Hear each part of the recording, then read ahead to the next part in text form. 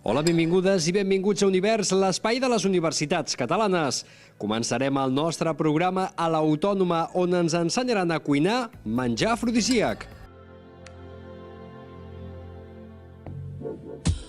L'Escola Universitària de Turisme i Direcció Hotelera de la Universitat Autònoma de Barcelona va engegar un any més el curs de cuina afrodisíaca, a càrrec del professor Jean-Claude Arànega, un curs dirigit a tots aquells que sentin especial interès per la cuina, que busquin quelcom diferent i, sobretot, que tinguin ganes de sorprendre amb receptes innovadores i originals. El curs va proporcionar als seus alumnes un seguit de propostes i idees amb l'elaboració principalment de plats a base de peix i marisc, sense oblidar les postres per als més llaminers.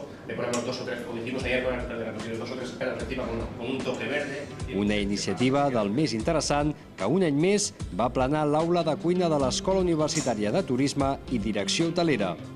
Són universitaris que venen a buscar les dues coses, jo crec. Venen a buscar una manera d'enfocar els àpats més divertida, buscar idees noves, també té un condicionant docent que és que també dona crèdits, que també ajuda al moment, sobretot a final d'any, quan han d'acabar la carrera, si falta un crèdit, és una manera divertida i diferent d'aconseguir arreglar un parell de notes que puguin haver-se quedat una mica d'aquella manera durant l'any.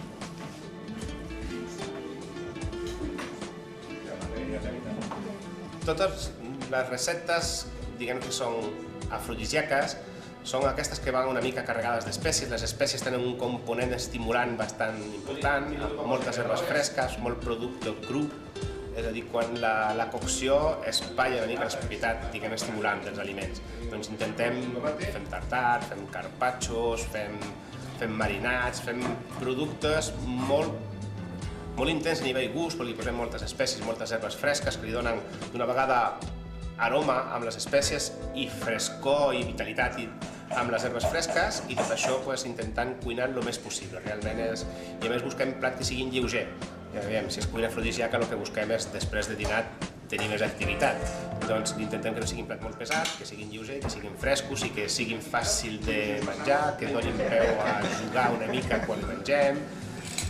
És una mica buscar també la part atretzo, la part parafernàlia, la part divertida i lúdica de menjar. Es decir, las proteínas en contacto con un calor intenso caramelizan, sellan. Conèixer la matèria prima amb què treballar un plat afrodisíac, les espècies ideals o els menjars adients per a una bona vetllada són alguns dels conceptes que van aprendre els estudiants presents al curs, que no van perdre detall de tot el que van veure. Esperem que obtinguin el resultat desitjat.